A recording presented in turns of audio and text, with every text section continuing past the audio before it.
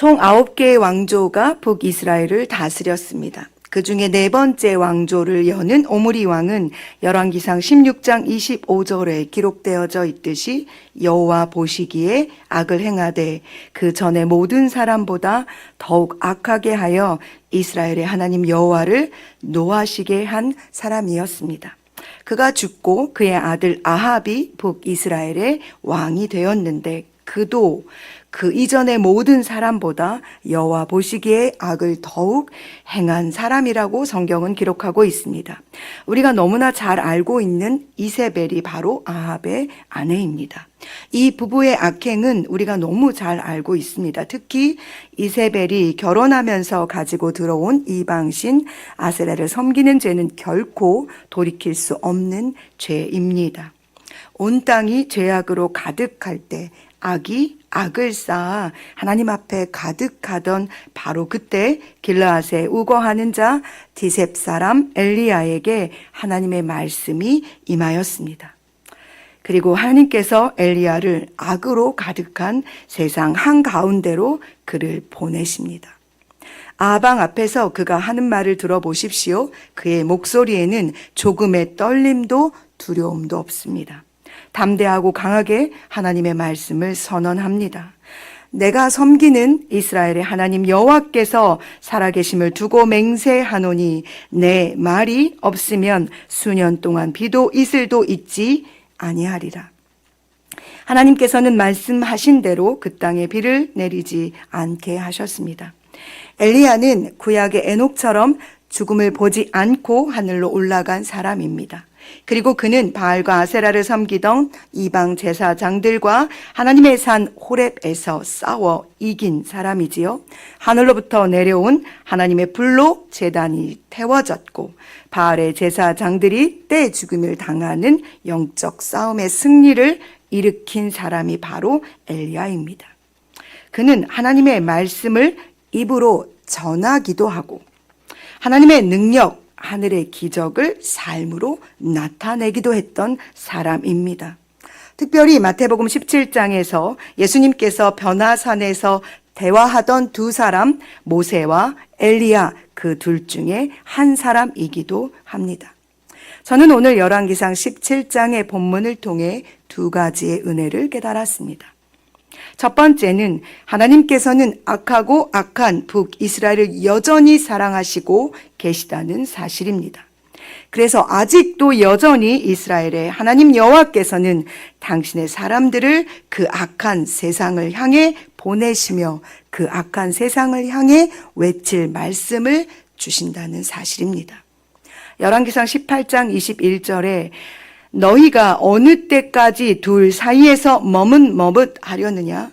여호와가 만일 하나님이면 그를 따르고 바알이 만일 하나님이면 그를 따를지니라. 이스라엘 백성들을 향해서 엘리야 선지자의 입술을 통해 하나님께서 하시는 말씀입니다. 여전히 돌아오기를 바라시는 하나님의 은혜입니다. 하나님의 사랑이 세상을 향하고 있다는 사실을 이 말씀을 통해 전해주고 계신 것입니다. 하나님은 악하지만 악한 사람들 사이를 걸으시며 여전히 그들을 사랑하고 계십니다. 두 번째로 순종은 즉각적이라는 사실입니다. 늘 고백하고 알고 있으며 나도 그렇게 살고 싶다고 외쳤던 말인데 이 진리를 다시 한번 이 아침에 깨닫게 하셨습니다.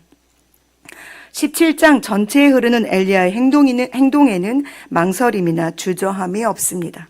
아합에게 가서 하나님의 말씀을 전하는 엘리야를 다시 하나님께서는 요단 앞 그릿 시냇가에 숨어 그 시냇물을 마시고 까마귀들이 주는 음식을 먹으라고 하십니다. 5절에 그가 여호와의 말씀과 같이 하여 곧 가서 라고 하나님의 말씀에 즉각적으로 순종합니다. 또한 이방 땅 시돈으로 가서 사르밧에서 머물라고 말씀하실 때 그곳 과부에게 명령하여 너에게 음식을 주게 하겠다고 하나님께서 말씀하셨을 때도 9절에 그는 일어나 사르밧으로 갑니다. 하나님께서 말씀하실 때 즉각적으로 올려드리는 순종은 하나님의 능력을, 하늘의 기적을 보게 하는 열쇠입니다. 여기서 중요한 사실은 다른 것에 순종하는 것이 아니라 오직 하나님의 말씀에 순종할 때입니다. 엘리야가 순종했을 때 가뭄이 시작되었고, 엘리야가 순종했을 때 이방 여인 사르밧의 과부를 만나게 하십니다. 어쩌면 엘리야는 하나님의 말씀에 순종하기 전에 여러 가지 이유를 들어 그 일을 순종할 수 없을 거라고 말할 수도 있을 것입니다. 이방 땅에 가서 과부가 너에게 먹을 것을 줄게 할 거야. 까마귀에게 너가 먹을 것을 날라주게 할 거야. 라는 것은 사람의 눈으로 볼 때 명확한 미래의 모습이 아니거든요. 그러나 엘리야는 자신에게 말씀하시는 이스라엘의 하나님 여호와를 신뢰했으며 그 믿음으로 그는 즉각적으로 움직였습니다. 그의 이 믿음의 순종이 그로 하나님의 기적을 선언하고 하나님의 기적의 중심에서 하나님의 능력을 보는 것을 넘어 행하는 자가 되는 은혜를 누리게 했을 뿐만 아니라 이제 곧 죽으려고 작정하는 한 사람을 살리는 기적을 일으킵니다. 16절에 여호와께서 엘리야를 통하여 하신 말씀같이 통의 가루가 떨어지지 아니하고 병의 기름이 없어지지 아니하니라. 22절에 여호와께서 엘리야의 소리를 들으심으로 그 아이의 혼이 몸으로 돌아오고 살아난지라. 할렐루야. 24절에 엘리야의 믿음의 순종을 통해 일어난 기적을 보고 이방 여인이 하는 고백을 들어보십시오. 가슴이 설레입니다. 내가 이제야 당신은 하나님의 사람이시고 당신의 입에 있는 여호와의 말씀이 진실한 줄 아노라. 사랑하는 여러분, 우리는 어쩌면 엘리야가 살았던 아합의 시대, 악의 시대 한가운데 서 있는 사람들일지도 모릅니다. 가뭄으로 모든 땅이 메말라 죽어가고 있는 세상, 그 안에서 누군가는 죽기를 작정하는 세상 말입니다.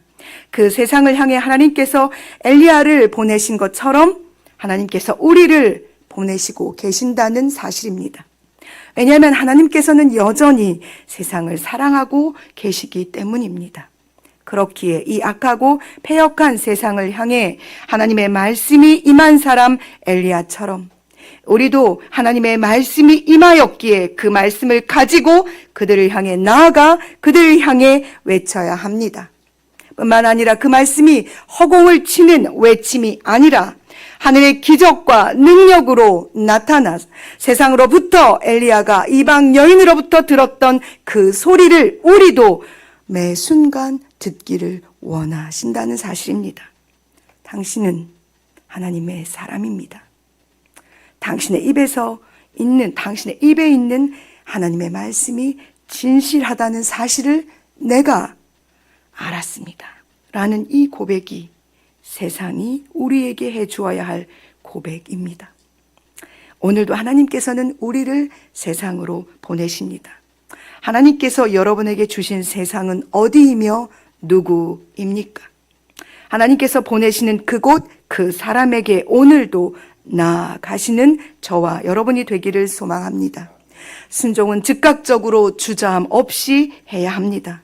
순종하는 우리를 통해 하나님께서 영광을 받으시고 믿음으로 순종하는 우리를 통해 하늘의 기적과 능력이 경험되어질 뿐만 아니라 세상이 그것을 보고 누리게 될 것이기 때문입니다.